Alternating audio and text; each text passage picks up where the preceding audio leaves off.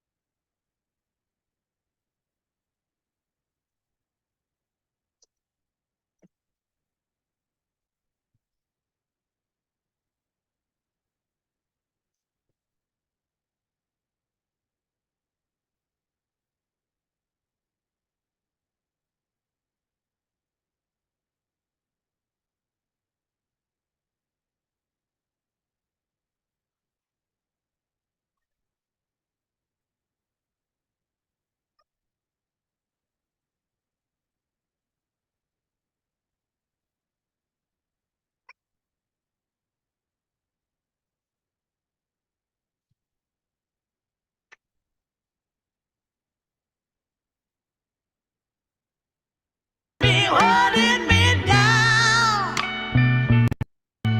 holding me down. Baby, won't you tell me what I gotta do? Caught up in circles, fighting for you.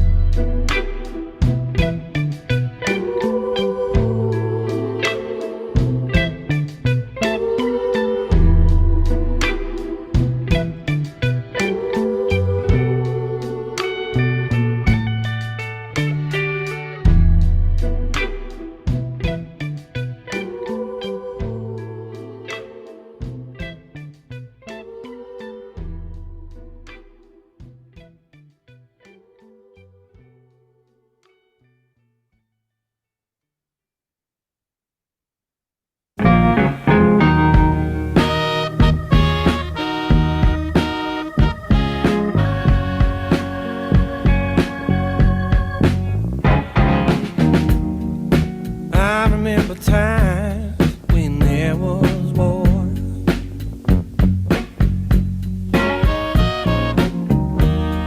The trees offered shade from the sun.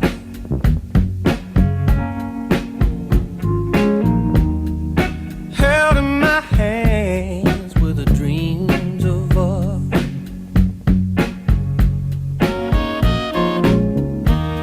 Hard to catch them while you're on the run.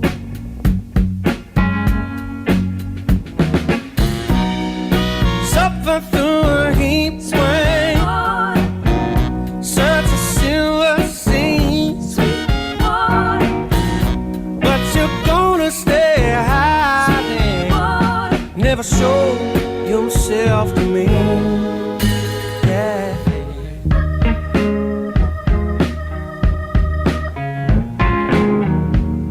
Every minute is an hour without my lover by my side.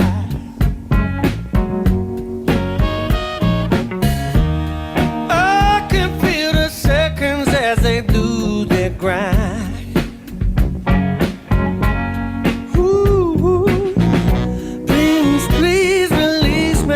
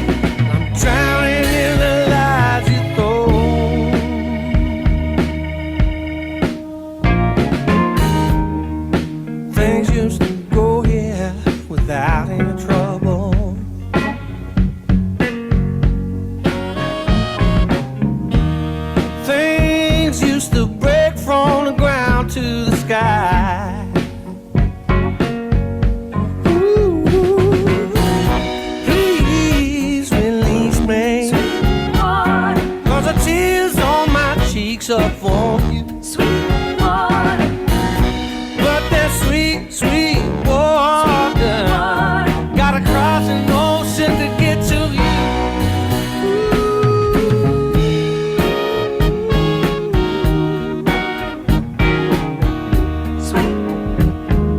Sweet, sweet water.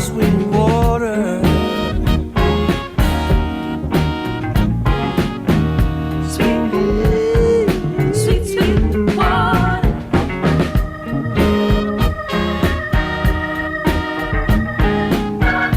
Sweet, sweet, sweet water.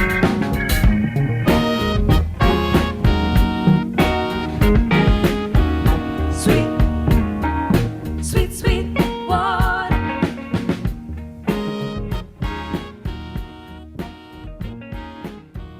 Sweet, sweet, sweet water. Sweet, sweet, sweet. We never. Hi, folks. Good evening. Good evening. Can everyone hear me okay? Yeah. Feel free to join us. Hi, Leon. On camera if you'd like to. Otherwise, we'll happy to engage with folks mostly through the chat. I'm so excited to meet a lot of you all for the first time tonight. And hopefully learn a lot more about where you're coming from and what school districts you're working with. So if folks want to just for the moment drop their name, their pronouns, and the state that they're calling in from, hi Monica, in the chat, that would be helpful just to make sure we can get off on the same page. So it's really nice to meet you all. My name is Brianna Mullen. I use she, they pronouns, and I am currently in California. I live in Sacramento, but I often am in many places in California. So when you get a chance, feel free to drop your name, your pronouns, and your location in the chat. And we'll get started. Thanks, Sheree. Thanks, Annika. Lots of folks coming in from Chicago. I hope you're staying as warm as you possibly can right now.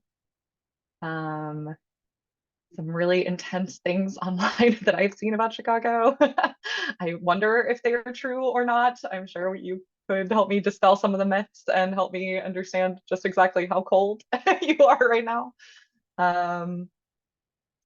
Great.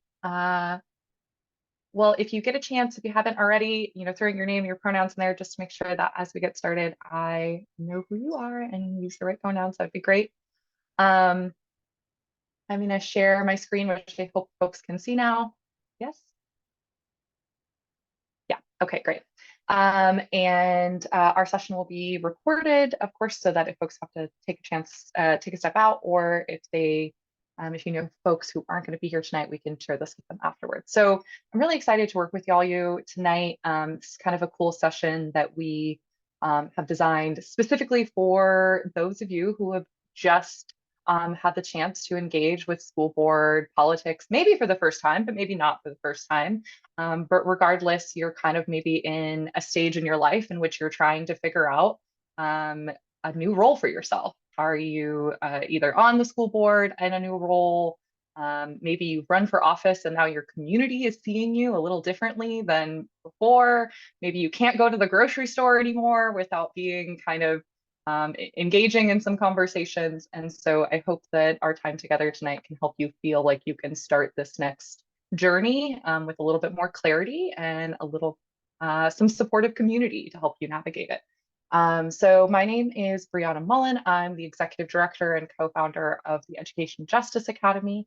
We recruit, train, and support school board members to run for office, largely in California, though we see that there is a large need across the country for a new generation of school board leaders who are trying to do things potentially a little differently and need some community support for that. So that's really how I come to the space tonight.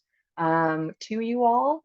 Tonight's agenda, we'll just jump into a little bit of a welcome, introduce you to kind of why we decided that school board was the place that we saw change and support for school districts was really necessary. We're going to spend a little time exploring our personal values and how we come to the work and show up with those personal values. Look a little bit into what our transformational leadership identity might look like. There's lots of different roles that we play, and we may be putting on a formal role in the role of being a school board member now, but largely you all have already played leadership roles in your community. And so we're trying to and figure out how do we balance all of those different hats and think about how we are both a school board member and a community member, and often parents, caregivers, and advocates in many other aspects of our lives. And then we'll talk a little bit about the meat of like, what can a school board member do? And how do we try and make the change that we set out to try and make in our community by using the specific powers of the school board?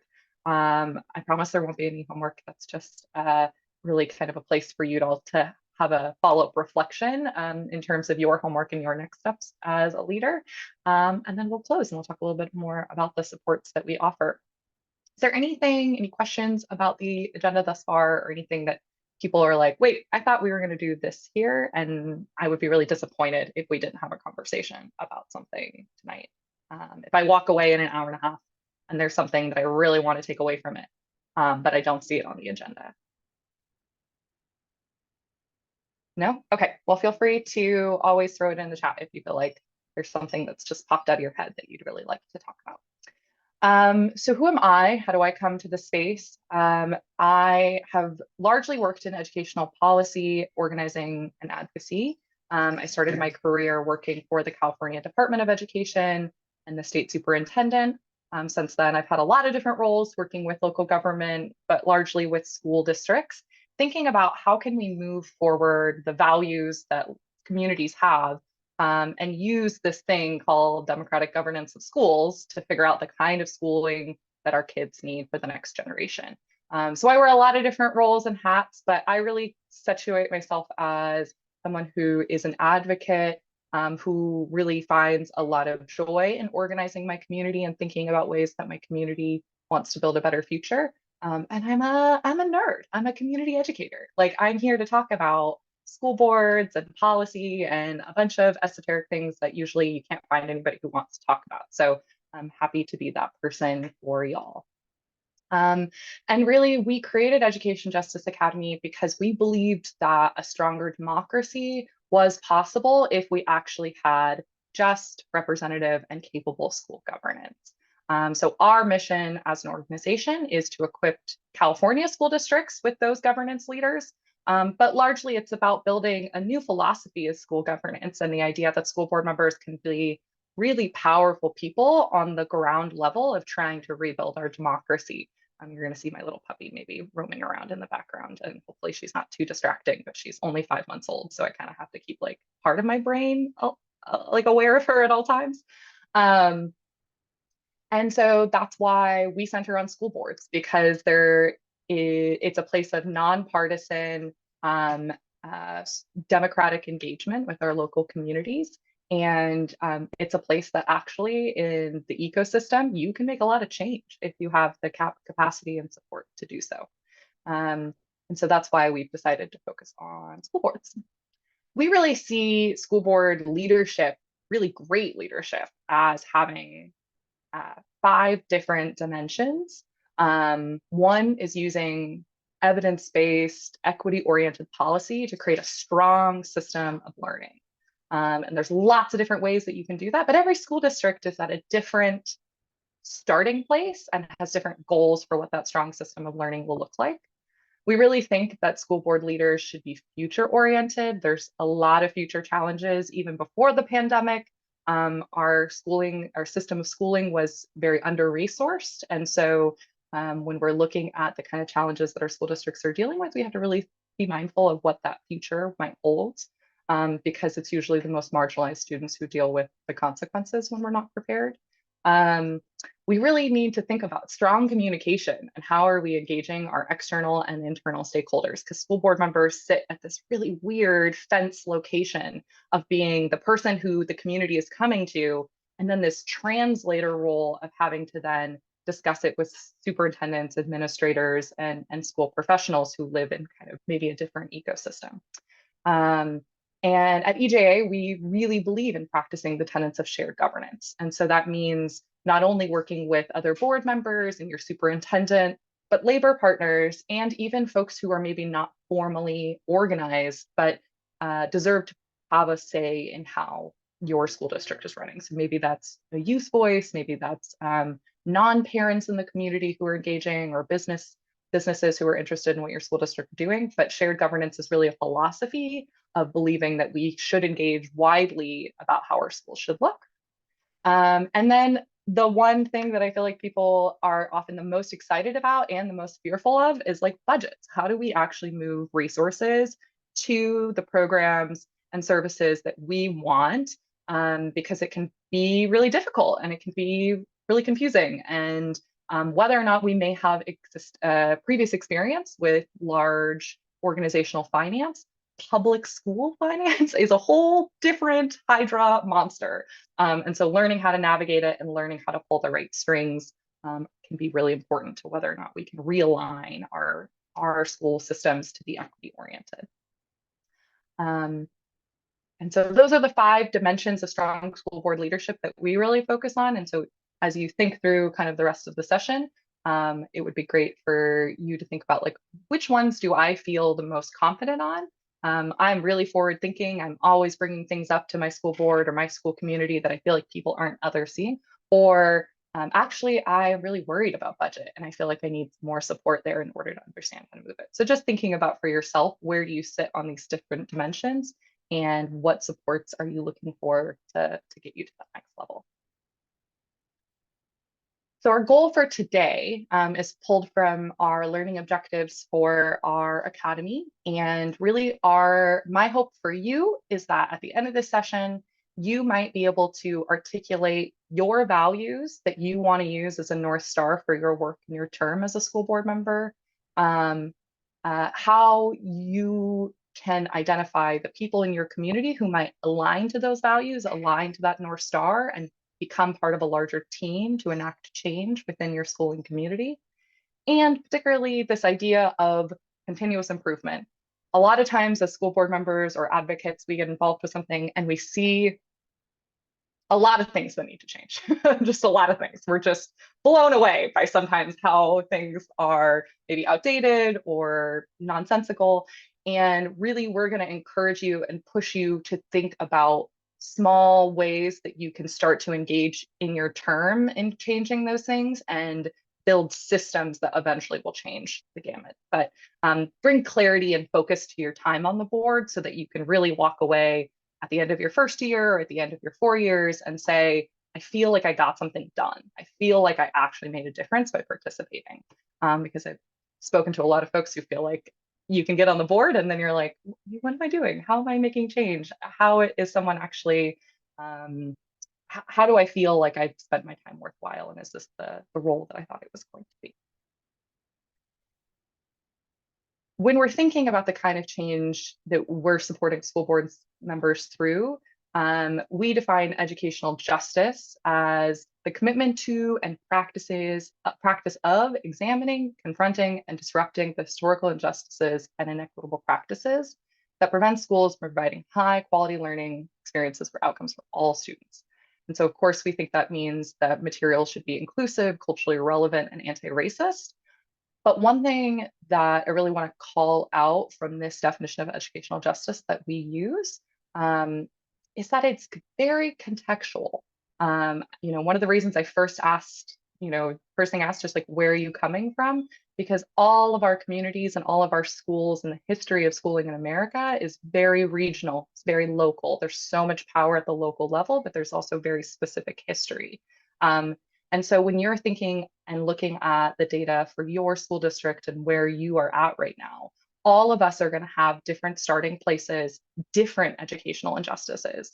And we might have similar educational injustices that we're dealing with from community to community, but oftentimes there might be a historical context that's very different, even just across one school district line to another. So we really encourage you to think about we like to call it your garden and tending your garden. What is the history of your garden in your school district, and how are educational injustices popping up in your garden and how can you develop a plan that will specifically target the educational justices in your community. So I want to just start with the conversation. We're a really small group here today.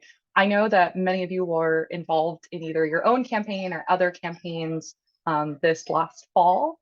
And I think one thing I'd like to start us off with the conversation was, who was someone that may have given you energy, light, support during your campaign? Who was somebody who you just really could not have gotten through the last couple months without, that you'd like to share either some gratitude or just share that how this person helped you get through the last couple months? And I'm wondering if Annika, you might be willing to kick us off.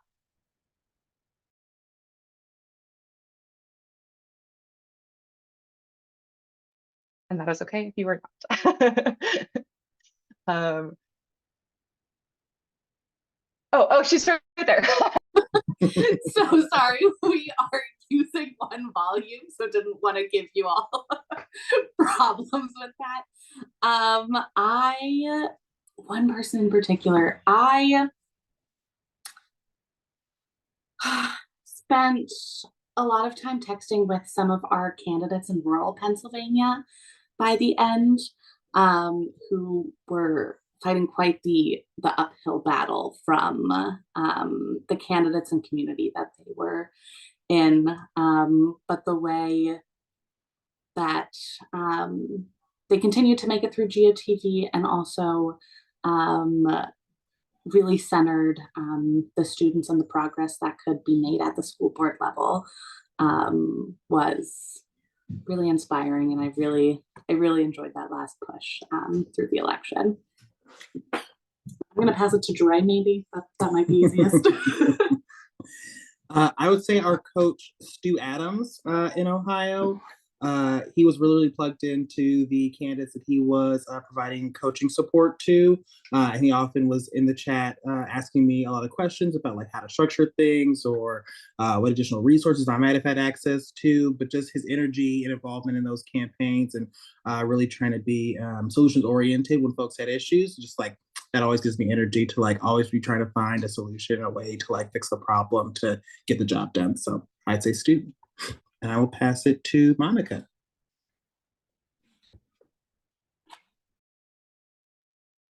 Hey, so I have two that I have to say. One is my husband, because I could not have done anything without his support. I've done PTO like 10 years and all that progressively. And so when I came and said, I think I'm running for school board, he was like, of course you are. And so he, when I was crying tears of frustration or just overwhelmed, he was there and just was an amazing cheerleader. And then my other one is I call it my campaign crew. I had 3 fellow moms. We like to say PTO moms will get it done.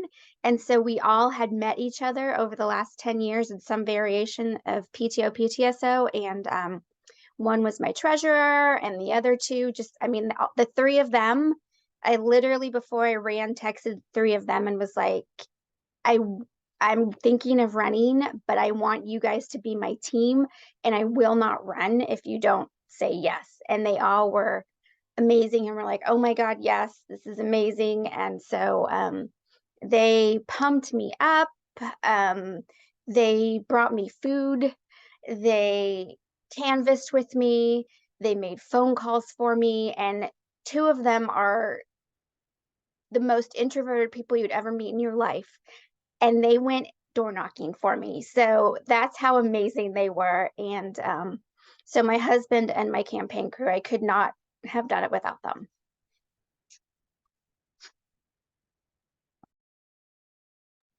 That's awesome. Monica, I'm wondering if you can popcorn to some. If what? Could you pick someone to go next?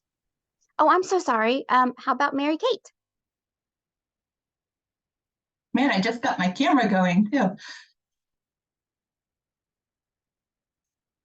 There's a woman, our school district is 206 square miles. It is gigantic. and there's a woman who lives on the other side of the district, it's good almost 15 miles away from where I am. She was one of the first donors. She collected all the yard signs for that side of the town. Anything that needed to get done, Karen was always up for doing. Even beforehand, she would show up when I was really stressed out. She would show up with dinner, just little things like that. And I don't think, I am thoroughly convinced that if anything's to get done in our district, it's not that Karen guarantees that it will get done, but it will not get done without her. So I am just so, so grateful to Karen. Her license plate is even the zip code of the village that I live in, because that's where she grew up, and she has so much hometown and home school district pride. Just love her. So that's what I'd say. So I guess Leon, am I saying that correctly? Close? You're saying it correctly. Thank you. Yeah, Leon's correct. Thanks for sharing that. I had a good committee, and one person on the committee was a wonderful person who I could, back, she's my sounding board. So that was really helpful. And I also had, a current member of the school board. And while this is a nonpartisan race, it's pretty obvious I live in a very, very red district.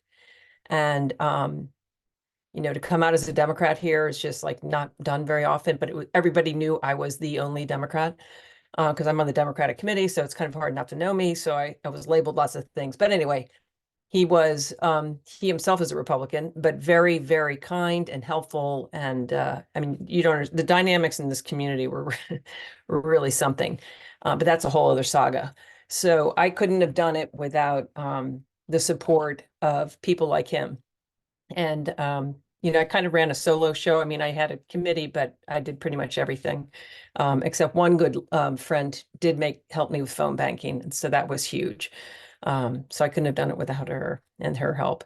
And this organization, and also one in Virginia, We the People for Education, was very helpful as far as giving me tips and things like that. So outside organizations who appeared in my mailbox one day is like, yes, I need your help. And so I was really grateful to have folks like you step up. So thank you. And Isabel, I don't know if you're available, if you want to share verbally. Hi, yes. There was so much that made so many people that made this cycle what it was, and it was just such a exciting time. And I think the person who most comes to mind for me right now is my sister, and it was just really wonderful to do this election with them, and they were just really putting a lot of heart into this. And some of you know them. They are also a teacher, and this was a lot of why we started this whole idea, was from talking to them. And they're just we talked about the actual project, but we also were talking a lot about how it feels to be doing this and why it's so important, and why we care about education in the way that we do. So I think they're the person that I was really thinking about a lot. Yeah, it's I can feel kind of in even my body how when you guys talk about these folks, how much joy and energy and sustenance, right? I heard a lot about bringing me food, showing up for me, being there for me when I didn't know what I was doing, but they were right by my side figuring it out with me, right? And, I often start off sessions with this question, because I think very often it's easy to think that we only need those people during the campaign. And, I'm not going to say that things will be better or worse than the campaign. I really have no idea based on your local context, but I can say that a lot of school board members they work with find that keeping those people close, keeping them on speed dial, keeping them engaged, thinking about ways that you can continue that support through your term is extraordinarily important. not just for yourself, but actually because, and I'm sure you've heard some version of this, that they got a lot out of being there for you too, right? That they got something from showing up, participating civically in their community. Maybe they had a long history of doing that work already, and they're just so excited that somebody is willing to do it with them. Or maybe they've never done it before in their life, and you were the person that helped them engage for the first time. And I know it's probably you feel like you just asked for them for so much for months at a time that the idea of asking more from them sounds scary. But I'm going to push you a little bit to say that there is something really valuable about continuing to ask for that help. And that when you're asking for that help, you're asking for it for the community and you're asking for it for the school districts. You're not really asking for it for yourself. You're asking for it for yourself so you can continue to do the work for your school district, right? But regardless of if you see yourself, serving one term or more, or really you see potentially this as the start of your civic life, or maybe just something that you felt called to do right in this moment because of where our democracy is at, it is never a bad idea to include more people in that, and that we are sustained when we are able to create a big team. It doesn't mean that you need to have like an official office, but I have often found that people who can take that support, that campaign team, and transition it into some kind of school board, office, committee, volunteers, just even a text tree to get the word out when you have something coming to the board meeting, or you want people to come speak on behalf of something that is important that they think that they told you that they cared about during the campaign, right? So it is your job now to be that conduit and to let folks know that there is something that they care about and they should want to get involved. And yeah, the work is hard. We need many hands, right? Many hands make light work is one of my very favorite phrases. And it's, partially because as a school board member, there's just going to be so much work that you, when you start to lift the cover, probably see needs to get done. And instead of getting overwhelmed, we can reach out for help and ask for that same help that we learned how to do during our campaign when we move into the governance phase of our work.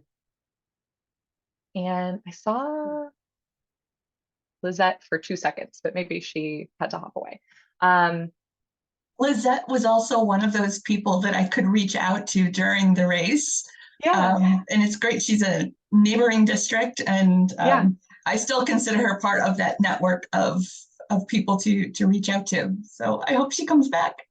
Yeah, I love that, Mary Kate. And if she doesn't get the chance to go back, we'll have the recording. But one of the things that I want to really highlight about Mary Kate's comment is that having people who have gone through the same process as you, now might be the most valuable form of social connection that you have. And I've especially new board members that we work with, when they graduate from our academy, they have a cohort of peers. And the number one thing they say is that it's so nice after that first closed board session to have somebody to text you and be like, whoa, that was wild.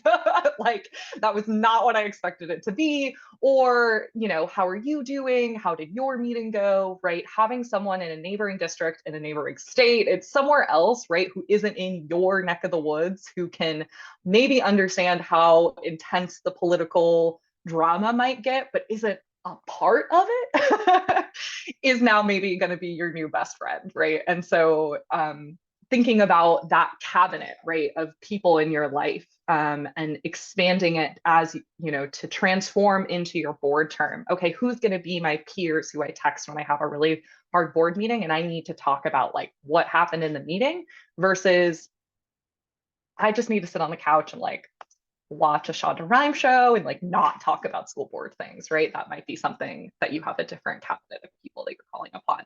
But I really actually encourage you to write down that list of people and have it on a post-it, on your wall, on your phone somewhere, because in that moment of potential difficulty, that overwhelmed moment where you feel like you're the only person maybe trying to do something, remembering that you didn't get here alone and you don't have to move forward from here alone is I think a really great thing to center and remember. Anybody else that people feel like they really want to shout out gratitude to that they didn't get the chance to? I'm going to shout out gratitude just to the school board project personally. I was really grateful of seeing their work throughout the fall campaign. We work with school board members once they're already on their board, but seeing folks actually kick off their terms and seeing how much support and how many different candidates they were supporting was really encouraging. Monica, did you want to say something? Yeah, kind of like Mary Kate was saying, I had a lot of support from the other two candidates that were running as incumbents. We had 3 seats running or available and 4 people running. And so the 2 incumbents I knew because I've been active in the district for years. And so I knew them and we've had like interactions and stuff.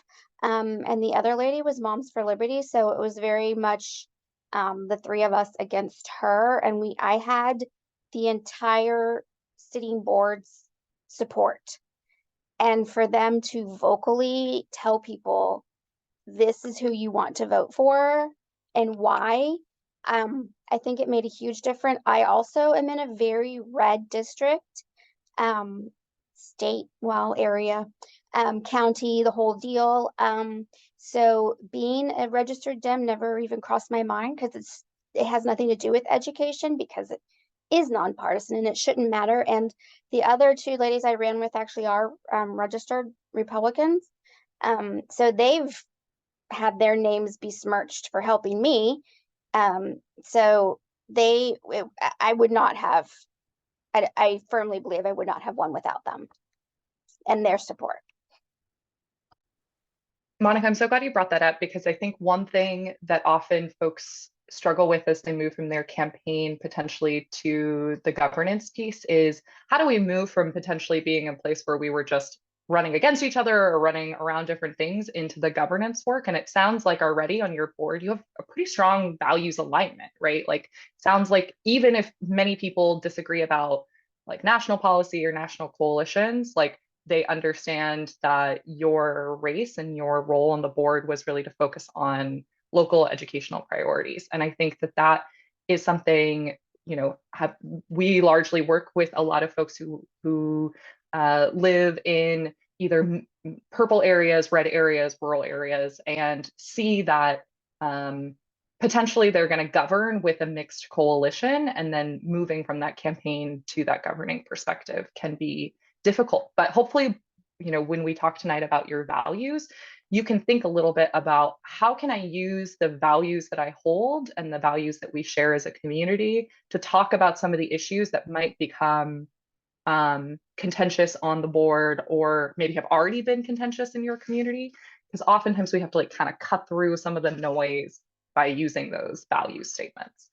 And I'll talk a little bit more about that later. So when we're thinking about taking action in our communities, we like to think about kind of 3 different aspects of that work, that action, that leadership.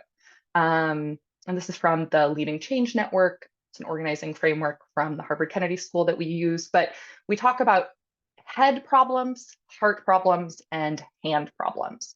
And so when you are thinking about your work and your role, sometimes we come up into challenges and we're not sure how we might change something, right? Maybe we really want to see more mental health counselors in our schools, and we're not actually entirely sure how do we do that, right? Okay, so that's a head challenge that we're working on.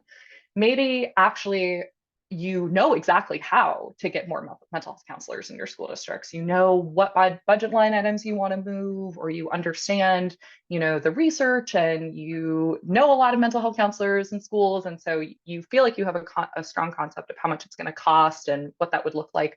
But maybe nobody else in your community is like as bought on with this idea, or maybe there's people who you need to convince, right? Okay, so that's the why piece of how do we move the story forward? How do we create motivation? And then there's the action piece, which is honestly the thing that you probably are most familiar with at this point, the campaigning piece, right? How do we get people to know about this? How do we knock on doors? How do we text them? How do we have house parties? How do we send out emails? How do we make sure that people actually show up and then take action?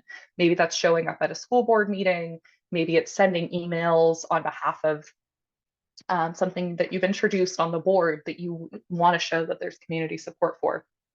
But I'll use this language kind of as we move forward to describe how there's different head problems as school board members that we face, and we might need technical answers, we might need to research an answer, or we might need to think about like, why are we doing this? Is this something that we haven't been able to tell a compelling story to our community about yet? And so we actually need to talk to people's hearts to get them there.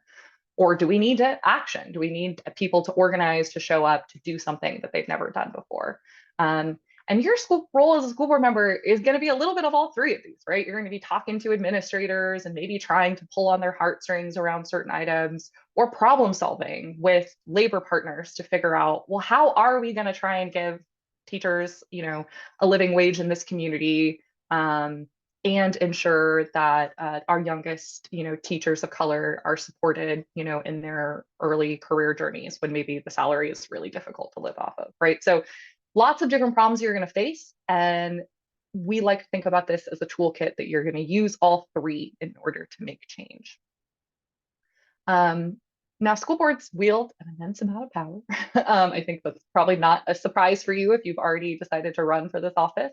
But I think that contextualizing where you sit in terms of how many people are doing the job that you are doing, or will be doing, there's 90,000 school board members in America. And so they wield an immense amount of power because largely educational policy decisions are made at that local level. And so they, you know, control policy and budgeting. Some of you all have mentioned, you know, many of the candidates that have gotten involved in the last couple of years have gotten involved because of specific national partisan PACs that are getting involved for the first time. And so that's changing the context and the tenor of the conversations that we're having at the local level. But largely the governance work is similar. It's just gotten maybe a little bit more, people maybe know a little bit more about school boards because they see it in the national news, but they're still not entirely sure, what does a meeting look like? What do you even do, right?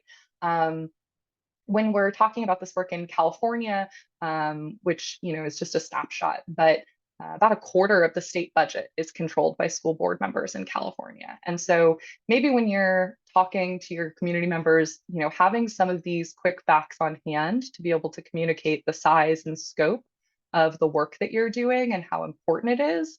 Because you know, if you're trying to motivate someone potentially to come to a school board meeting, get engaged with an issue that you care about, might take a little bit of motivation. They may not realize exactly how much power or that school boards have the ability to control budgeting, policy, hiring your superintendent, dealing with disciplinary cases, you know, the responding to natural emergencies. Really, there's such a long list of what school board members do. And for that reason, you know, we really try and encourage school board members to try and have some clarity going into their term, because you may feel that school board meetings, especially in the agendas, end up concentrating on so many different topics. You're not quite entirely sure how to move something forward or how to respond to something in the time. And so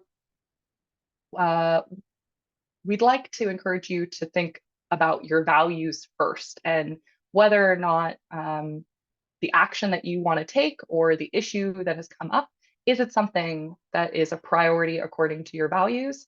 And those are not just, you know, necessarily the values that you campaigned upon, but the values that are actually going to help give you energy and sustain you throughout the work.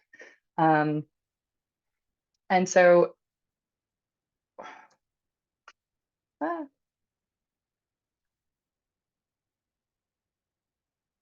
I'm going to share in the chat real quick a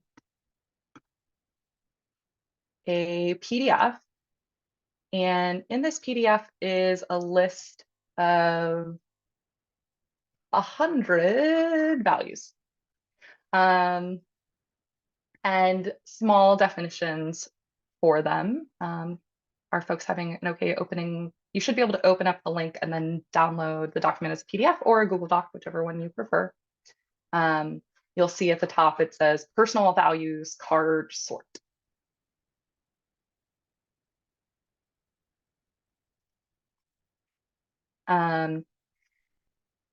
And what I'd like you to take some time to do right now is I'm going to put on some background music and we're going to take 5 minutes. And I'd like you to look through these values and try and identify 5 that really speak to you. They don't have to be ordered. It doesn't need to be this one's my number 1, this one's my number 5.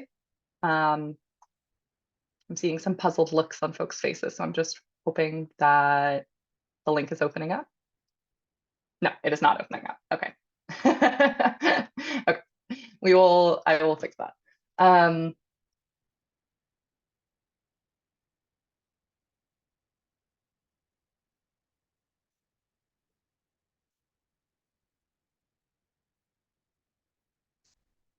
Okay, one more link. Try this one. Yes, okay, great. Personal values card sort. Yes? You have open? Okay. You're gonna see important to me, very important to me, not important to me. You can skip that for now. I'm happy to give instructions for the full activity afterwards if folks would like to complete it. But for now, what I'd like folks to do is scroll through the personal values card and pick 5 that really matter to you. No more than 5 right now, because we want to remember bring some clarity to the work that we're doing. So I'm going to put on some music in the background, and we're going to come back at 5:50 to share a little bit about the process and the values that we chose. Sound okay? Feel free to put any questions in the chat.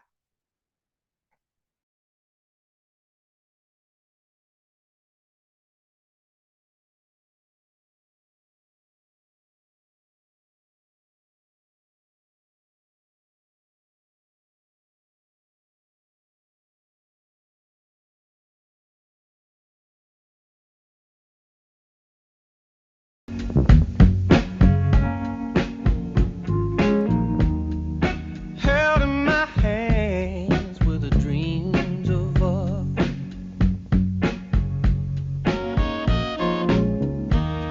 Hard to catch them while you're on the run.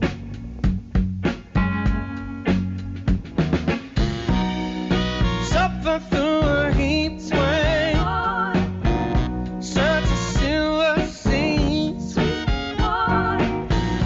But you're gonna stay hiding, never show yourself to me. Yeah.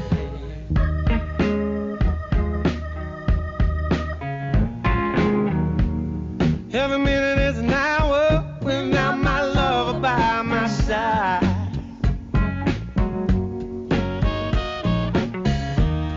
I can feel the seconds as they do their grind. Ooh, please, please release me. Tears on my cheek for you. But that sweet, sweet water gotta cross an ocean to get to you. Hold on to me, never let me go. Ain't no water here, I'm drowning in the lies you throw.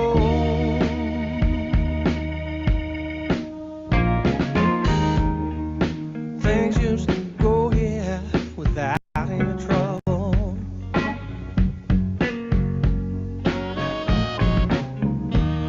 Things used to break from the ground to the sky. Ooh, please release me, 'cause the tears on my cheeks are for you. But that sweet, sweet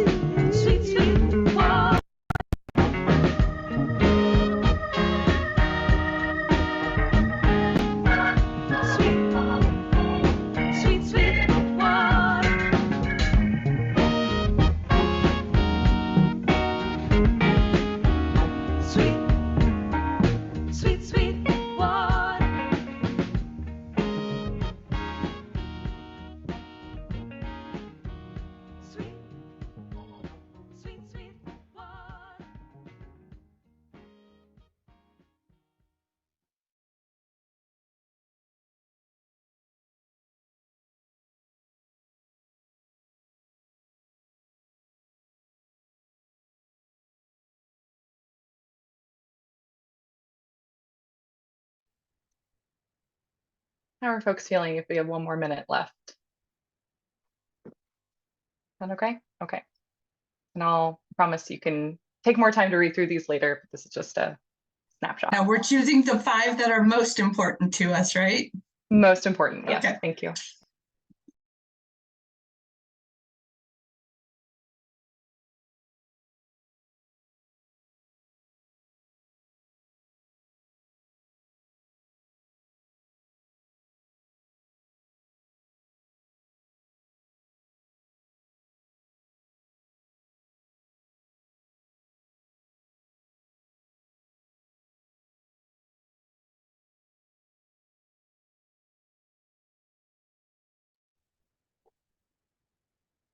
All right, well, we'll just have you pause there. I'm sure there's more that you didn't get the chance to read all the way through.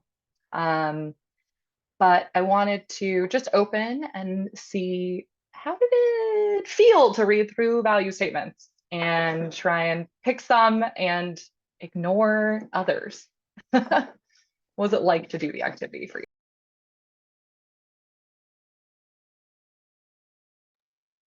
Hard. As I was going through, I'm sorry, Monica, did you want to go? No, I just said it was hard. As I was going through, and I was writing down, I was like, oh, I like this one and this one. So I had a list of like 15. But as I was going through and trying to narrow that down, I started realizing it stirs up empathy, because you can see how maybe other members are driven by other values. Like, you know, one of them, moderation is not one of my values. It's like so far that way. And I could see that, you know, obviously being somebody else's value, and it would take a lot of conversation to reach middle ground there. Yeah, I'm hearing it was hard. We've realized that there's other values that we maybe don't hold as in our top priority, but we still care about. So we don't want to like throw them out, but we actually aren't sure maybe where they sit in terms of our priority list. Any other feelings that are coming up as we're kind of looking through these values and picking the ones that do feel like they connect to us?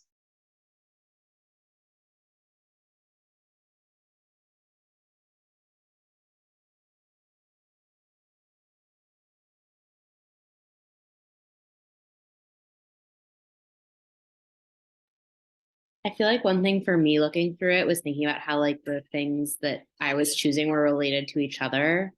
And like picking out a lot of ones that weren't necessarily synonymous, but like were pretty interconnected, and like seeing patterns for myself as I was working on it. Yeah, there's like a self-discovery, right? Of like, oh wow, I care about a lot of the same things actually. Like maybe they're all kind of similar, and maybe I'm like, you know, I know not like one-dimensional, but sometimes it's nice to know that you're like, wow, my values are really actually like consistent. Like there's some consistency here that I didn't realize I had. Yeah, that self-discovery is really important. Does anyone want to share like a value that they saw and was like immediately like, this is a value of mine. I know, and like I can feel it, that this is really important to me. Responsibility, Say more. Why did that connect to you? because you know, you've assumed a great deal of responsibility in this role, and you have to take it seriously. It's not just about, you know, I mean, it's very important. And I think we all agree on that. I mean, we wouldn't have done this if we didn't agree on that. Yeah, you're taking a huge responsibility for your community, for the future of the school district, for your family and yourself. You know, you're taking on a lot of responsibility to show up for others. And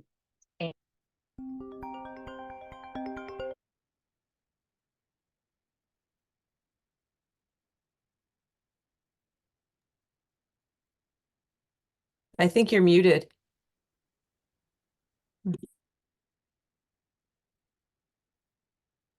Brianna, your audio cut out for us.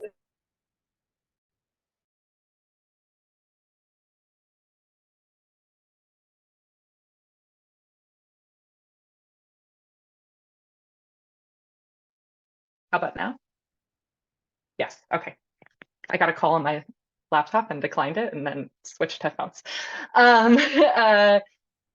I'll send you the full instructions for this activity afterwards. Usually we, in our academy, have folks go through, you create a list of your top 15, and then you narrow it down to 10, and then you narrow it down to 5. And that going from 15 to 5 is actually what people, really struggle with, because you're basically saying, I care about this value, but not enough to put it in my top 5. And that can be an uncomfortable experience because we're not usually asked to limit our values in that way. But I would really encourage folks to finish the activity and spend some time thinking about this, because finding your North Star and having that centered for you, I actually have a list, like my list of values that I've done that you can print out this PDF, and I have them like attached to my little whiteboard, so that when I'm struggling with a decision and how to feel, sometimes I will look at these lists of values and it's a meditation for me on what decision would align with my values and make me feel good afterwards. And that, the activity has 100 values, and I really want to call out what Mary Kate offered, which is that sometimes when we're having difficult discussions in our communities, it's because we're not being explicit about the values that we're trying to center. And we're trying to maybe do too many different things and square too many holes, or maybe we're just talking in completely different directions and we didn't realize that actually you really care about moderation and I really care about exploration, right? And those maybe are not gonna sit in the same world together. But to Isabel's point, there's lots of values that are very aligned, or maybe, even if they don't feel naturally aligned, in a certain opportunity or board discussion may be very aligned. And the more that you as a board member can be explicit and transparent about your values and what you're centering, there's going to be some hard decisions that you're going to navigate, right? And there's going to be a lot of things that you might be asked to do that you are now responsible for as a school board member that maybe there's no easy answer for, right? There might not be perfect, easy answers for these things, but if you can communicate your values to your community and to your fellow board members, it might be able to limit some of the noise and also help you keep clarity. And I use this image from the JWST. It's one of the first images that the JWST published last year when it went live. But there's probably like 5,000 stars in this picture easily. And, I use it kind of as a metaphor to say that all of your board members are going to have different North Stars. And the hope is that as a district, you might be able to identify your district North Star that you're all working towards. But it's really important to first start with your own. And if you have clarity on your North Star and what you're trying to do in your board role, those, even when votes don't maybe go the way that you want to, or discussions don't feel great and you wish that they could have been, more productive or more community centered, it allows you to go home and say, like, look, I'm one person and I did this work and I followed my values and this is my North Star, and we're going to keep working on that role.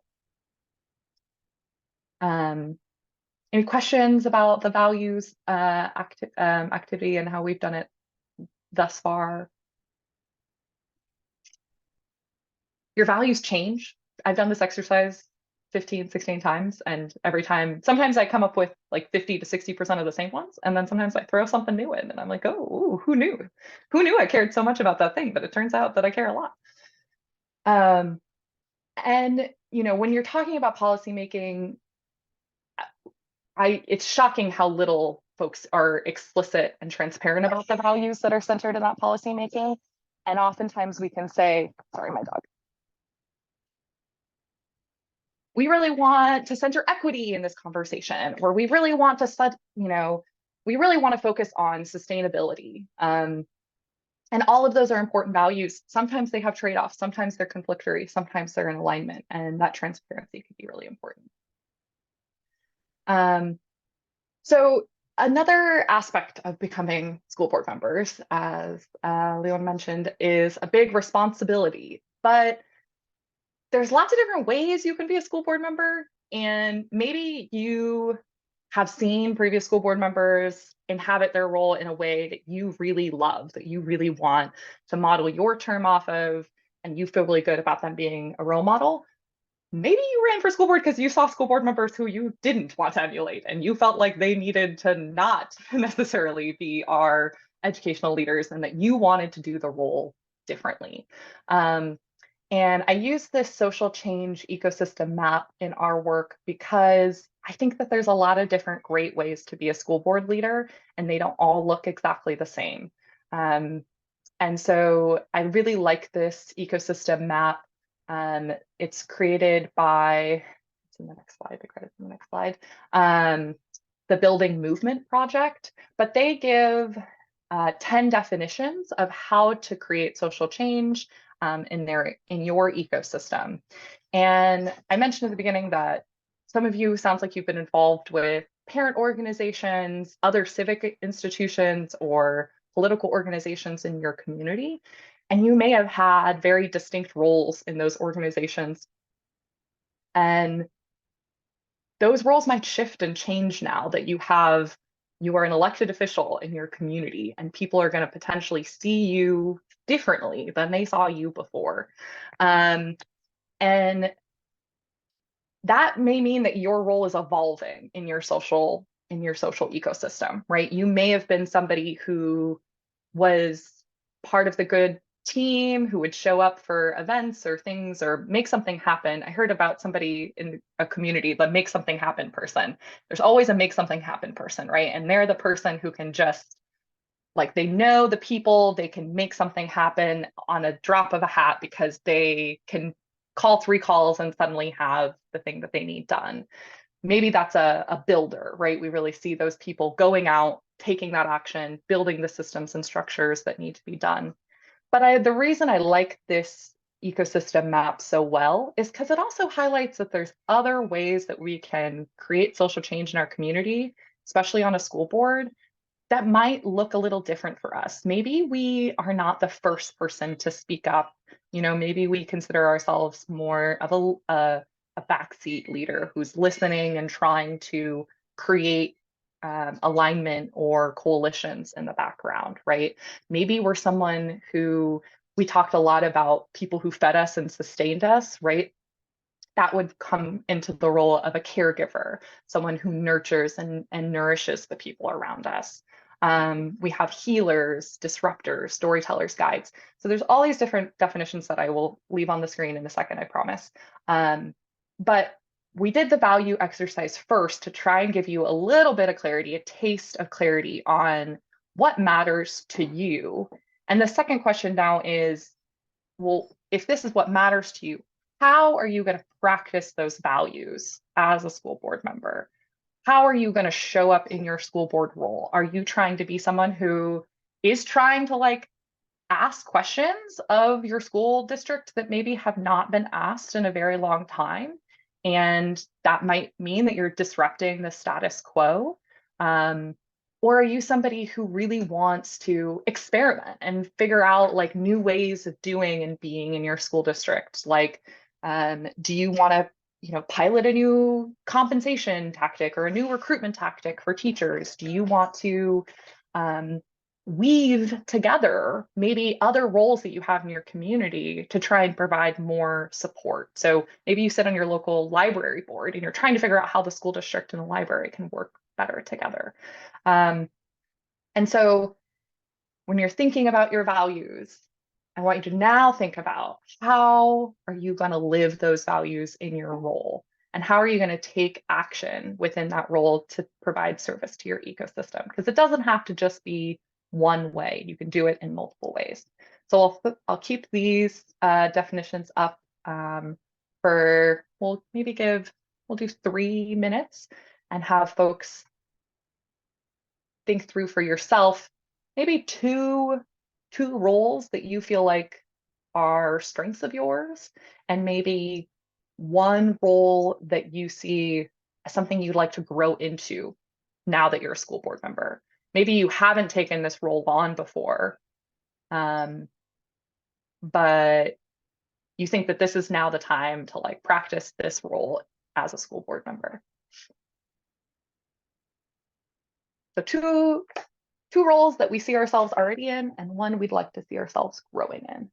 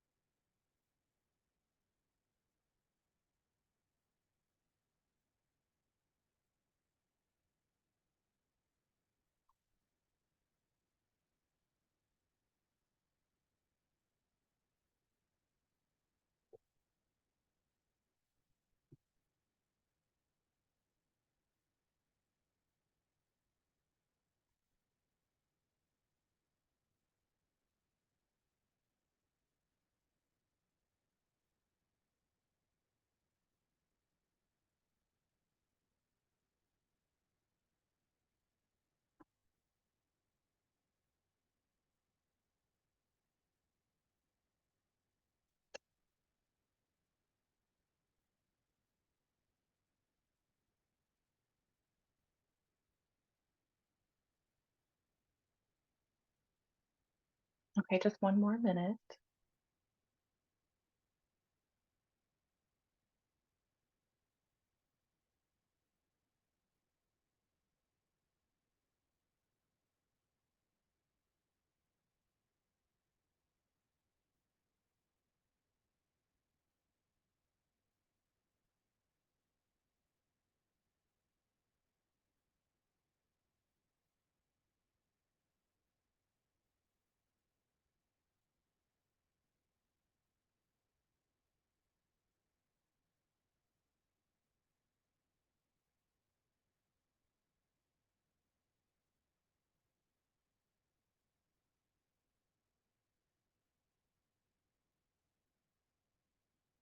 Mary Kate, I wonder if you'd be willing to share with us first this time.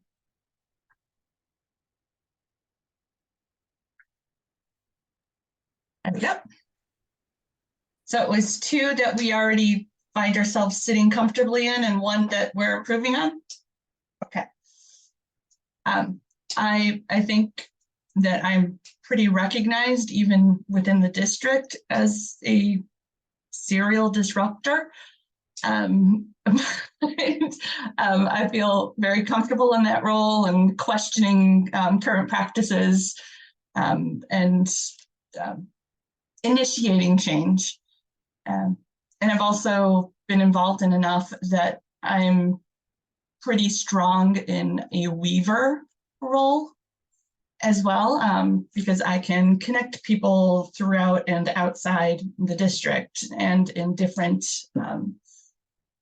organizations and things like that. One of the places where I see myself improving would be as a builder, because I have those tools, those questioning tools and the connection tool, but to be able to bring those together to become a builder and really to act as a project manager, which I'm terrible at. So there we go.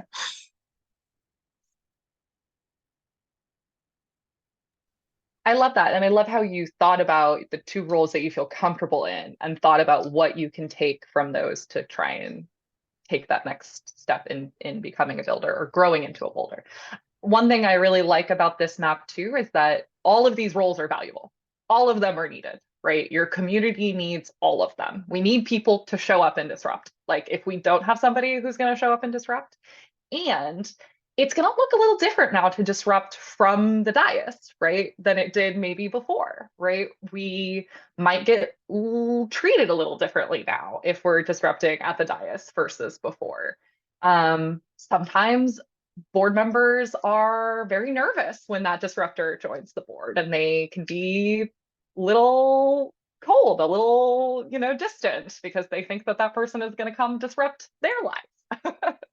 I noticed that they sat me directly next to the largest and loudest of the current board members when I took my seat at our meeting. And sometimes it doesn't actually, your role in, they could label you a disruptor, whether or not you are actually disrupting or not, right? So I've worked with plenty of board members who just the nature of their identity were seen as disruptors, right? Because they were not, did not come from the same lived experience as most of the other board members. Even if they were asking good questions, even if they were doing their job as a school board member really well, they were still labeled as a disruptor. So, it is totally okay to inhabit both of those roles outside of the dais and on the dais. It's encouraged. And, if you add that building component on, your most recalcitrant, allies might be like, oh, wow, I didn't realize she could do that, right? Like, I'm really excited now to work with her because I thought she was just going to sit here and criticize us the whole time, right? And it's like, obviously you ran for school board to like do something, like not just, otherwise you could just go to the podium and complain every school board meeting, and you don't even have to stay for the whole meeting. So anybody else want to share the two roles that they feel really comfortable in, and then the one that they're hoping to grow into?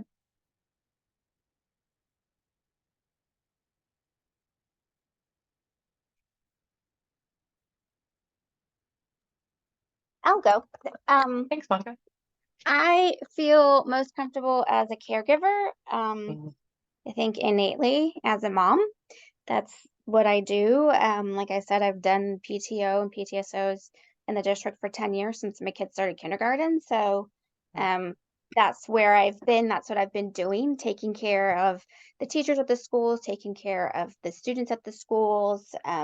All of the schools my kids have been in are Title I, so I'm very aware of the things I need to do to make sure that all of the kids are taken care of in our families. So that's like my number one comfortable. And the other one is a guide. I think because I have been so involved in the district, as at the school level, in the classroom, and then at the district level on committees, I feel like for 10 years, I feel like I've got that wisdom and advice that I can go, well, we did talk about that once, like maybe 5 years ago, and this is what the outcome was at that time. Like at our first meeting, someone wanted to change the high school start time to later instead of early. We started at 7:20, and they're like, if we could start at like 8:40, that'd be great. And I'm like, girl, I know I have a high schooler, 6 a.m. is awful.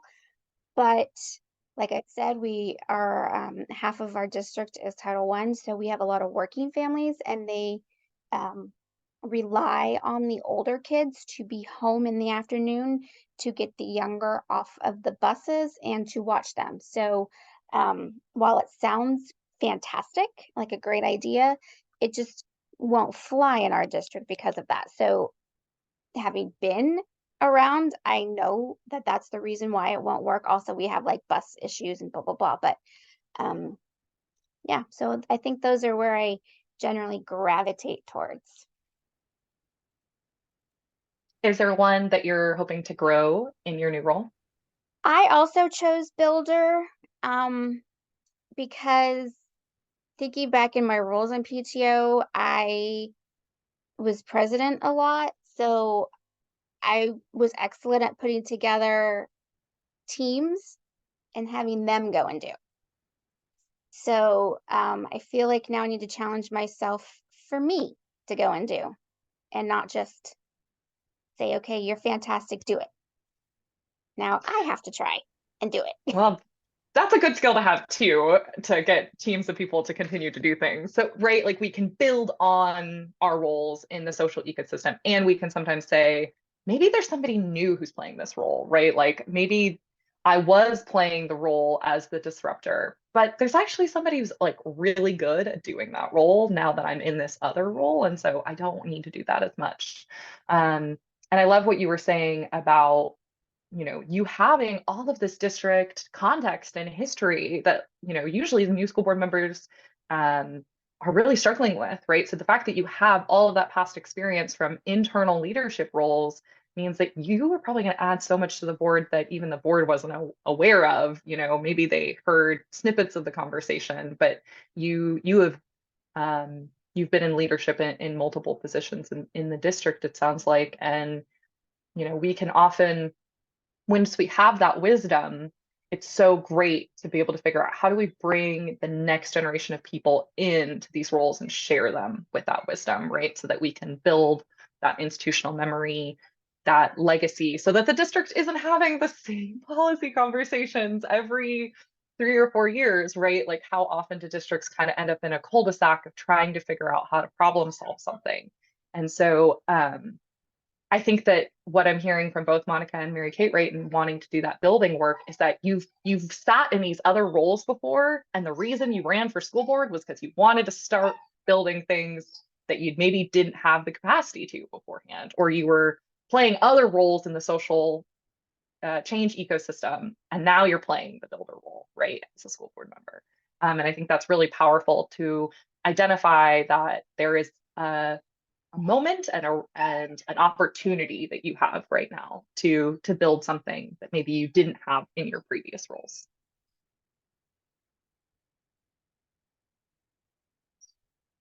Anything other folks want to add? I know Leon had a help, but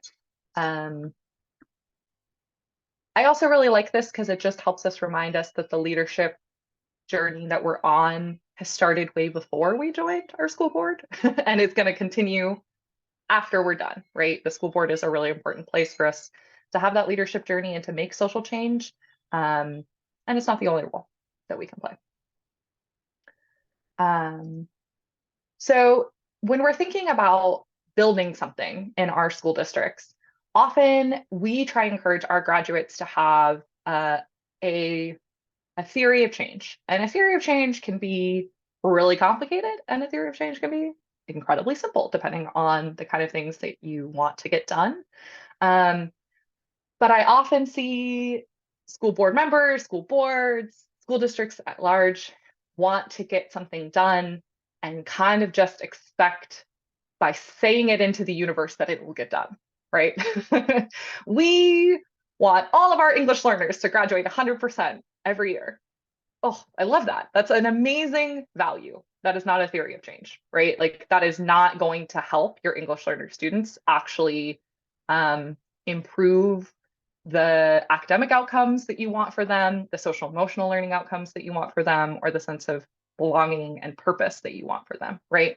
And so when Leon mentioned the responsibility of this job, I believe that it is the responsibility of school board members to figure out that kind of nasty math on the board, right? You are sitting in the weeds. You are having discussions with your administrators about the thing that the community wants to happen and how the school district is going to get there with limited resources and limited personnel and a finite amount of time and pandemics and racial justice issues and inequality, and half of our families are struggling to make ends meet. And so really, how do we think they're going to respond to this, right? And so a theory of change brings our goals and our reality together in a conversation and says, we have to figure out the in-between. We have to figure out the steps that we're going to take. And there's lots and lots of different support materials for your theory of change. I'm going to present 2 tools in the next 10 minutes that we provide support on and can be, I think, a really useful starting place for thinking about your theory of change, and can be something that is constantly iterating. I will say is that your theory of change as a school board member can be one thing your first year, and then your second year, you look down and you're like, wow, I know a lot more than I did my first year, and I'm going to change my theory of change because I've now realized that my role as a school board member is going to be better actualized if I take these steps instead of these steps. So a basic theory of change takes what you do as an individual, as a board member, right? You are one person on an entire board. Maybe there's 3 other people, maybe there's 4, maybe there's 5. But it takes the positionality of you and the change that you can make, and then it puts that in conversation with, well, if I do this thing, how are people going to respond, right? Like, is the superintendent going to respond well? Is the other board members going to respond well? Is my community going to get excited about this? And then the second conversation is, well, okay, once they respond to that, is there anything that we still need to put in place to make happen? But with the ultimate goal of what is that thing that we actually want to change, right? If we want to change suspension rates of Black students in our community, and we want to evaluate whether or not our school district is potentially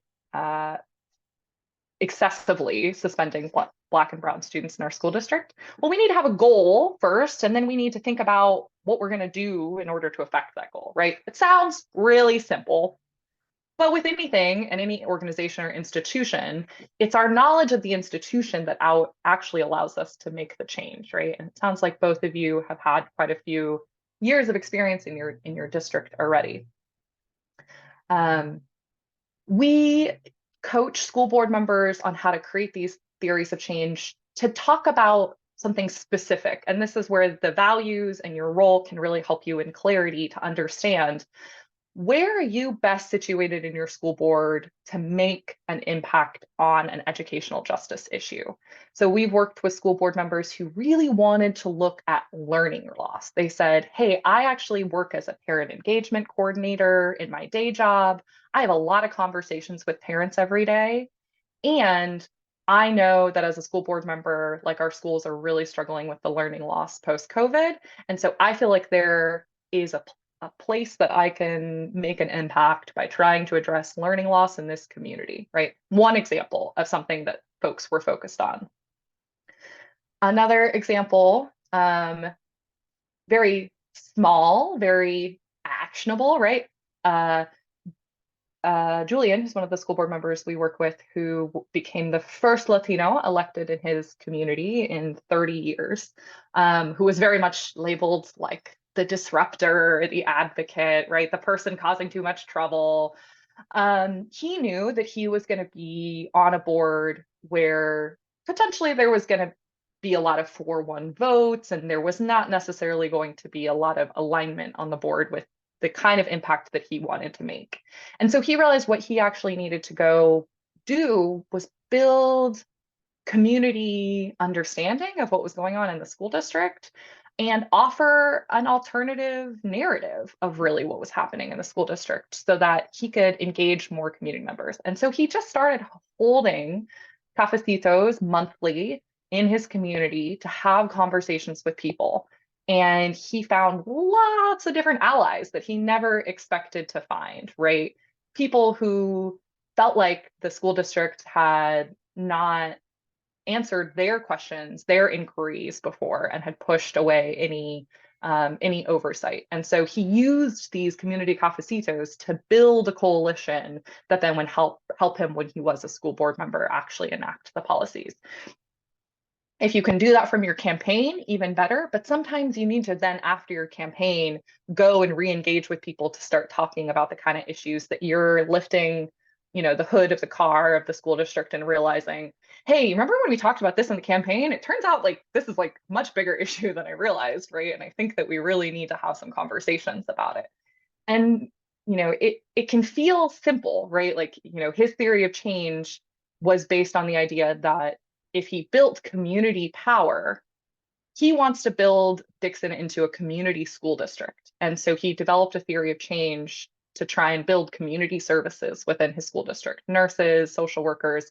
But he knew the community's not ready for that. They don't exactly know what a community school district is. They don't know how it would benefit their kids or their families. So he had to go and do this kind of groundwork in order to change people's minds and behaviors.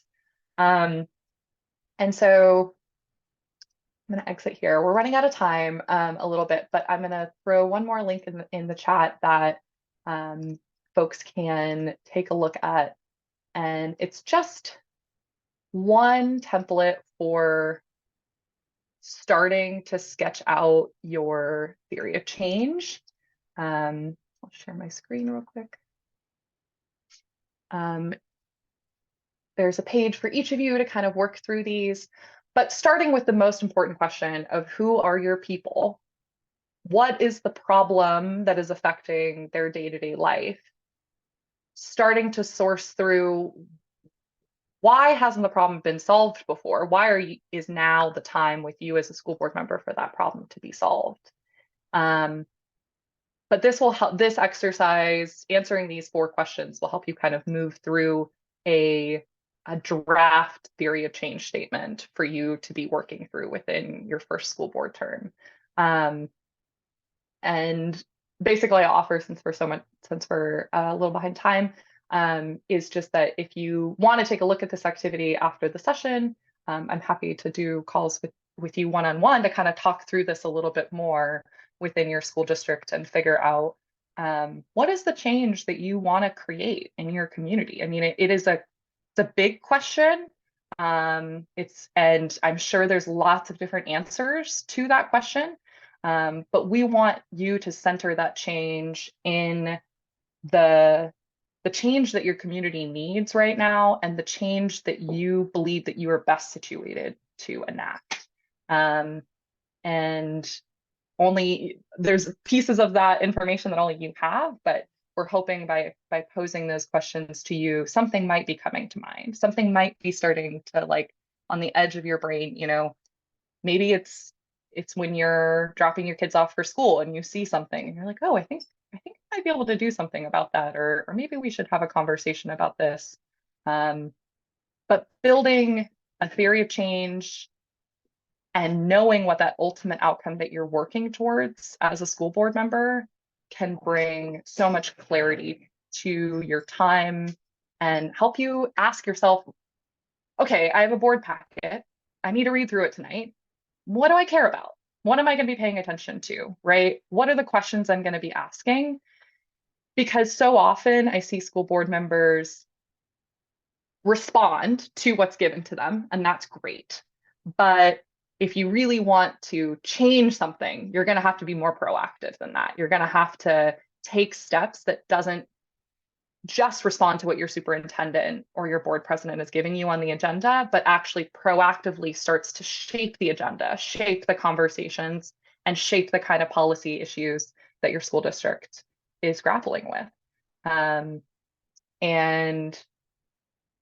that's the great work that you're going to do. I'm like so excited about what that looks like for you, and it might be a little scary that I'm opening up like such a big conversation and topic, but I think that right now at the beginning of your term is the perfect time to start to bring a little bit of putting down this on paper and figuring it out for yourself so that you can continue to look back to it as you inhabit your term. Other questions about this exercise? I'm sorry that we didn't get the chance to go through it in more detail. But I'm hoping that maybe offline, if you get a chance to look at it, we can debrief a little bit more. I'm squinting mostly because all of my glasses are upstairs, and I'm having a hard time reading everything. But is this something that we would go through ideally monthly as we get a board packet, or as an overarching goal? Yeah, we really situate this as something that you would do anytime you wanted to take on like a big project, right? Like, say there's something you really want to take on in your district that's pretty big, we'd want you to think through that theory of change, right? A little bit. Partially because school board policy is a little bit like cooking spaghetti. Most people just throw things on a wall and then see what sticks, right? And that leads to a slightly manic policymaking machine at the school district level. I would say that at the very least, you could have a theory of change for your term. One theory of change for your term. This is who I am. This is the kind of change that I'm trying to get done at the school district. And that's a good place to start to think about your theory of change. And then you, as you practice it, you might realize, oh, I need a more detailed theory of change, actually. I need more activities. And one thing I'm missing on this that I just realized is there's no examples here. And so I'm happy to send out after the call some of the examples of how other school board members have filled this out so that you can kind of see how other people have thought through this process from your role.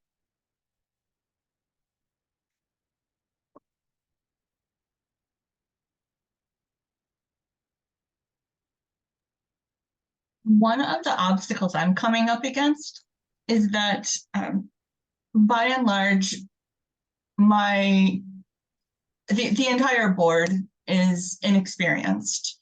Mhm. The three most senior members have 2 years of experience. Mm. And our superintendent was just named at the very end of December, and he has never been a superintendent before.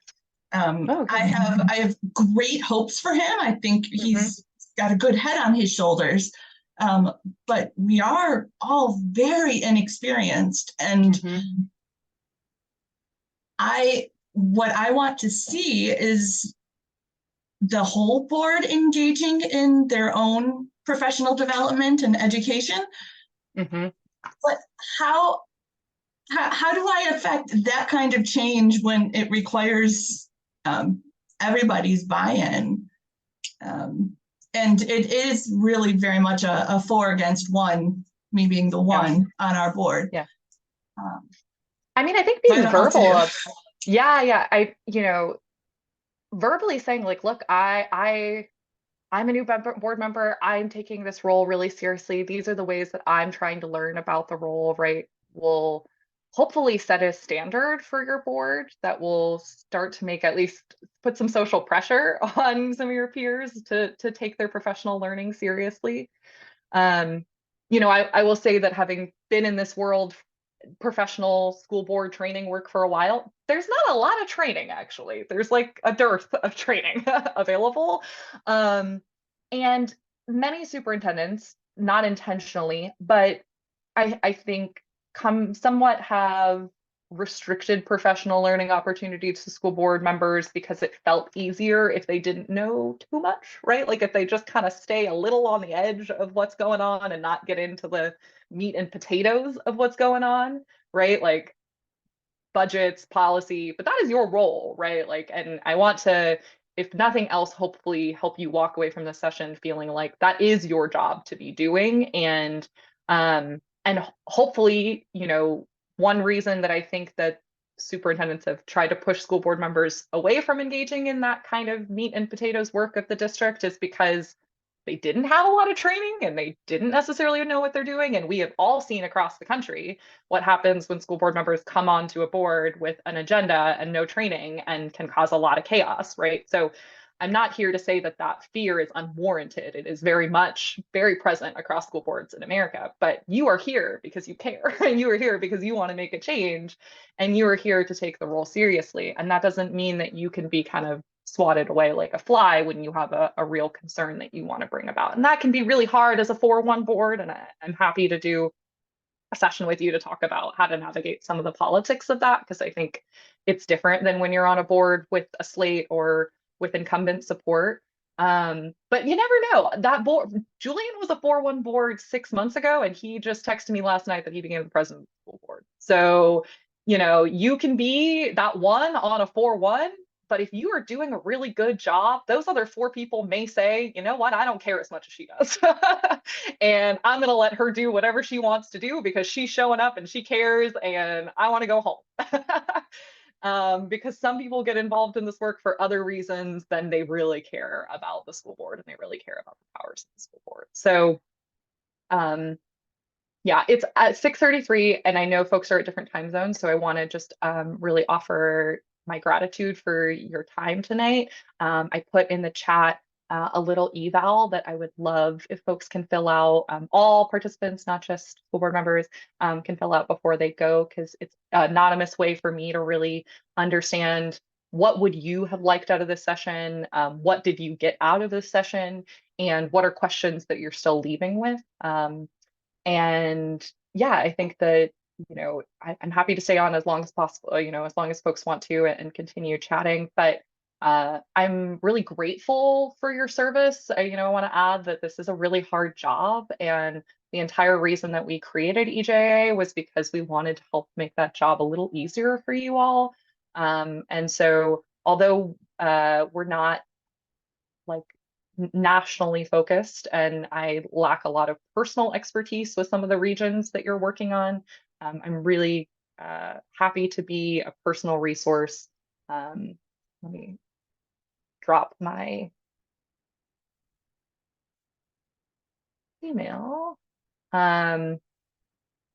You're welcome to also join our listserv. We share briefs and training materials and community calls so that you can continue being in professional learning space with other school board members who are struggling with similar issues as you, who have the same kind of value sets as you have, right? Who are people who are working towards educational justice and liberation in your communities, and who are regular people trying to navigate what it means to be an elected official in your community now. And that's a big change for you personally. So I will follow up with everyone with the slides, with the activities that we did, and my email and my Calendly, so that folks can book a coaching session with me if they're interested in kind of talking one-on-one about their theory of change and what you really want to get done in your school board term. But like I said, I'm grateful for the school board project. I'm grateful for all of you for showing up here on a Sunday night. And yeah, I hope that you find that your time and your role in the board is everything you wanted it to be, and that you can really make the impact that you wanted to make, because you did something incredible. You raised your hand and said you wanted to serve your community. And that is already amazing. And now you've won. So now we get to figure out what you're actually going to do with all of that power. So I wish you all a great Sunday night, and I will send you off to enjoy some peace and quiet with, hopefully, in your home. And yeah, thank you again. Feel free to stay on if you want to chat a little bit more.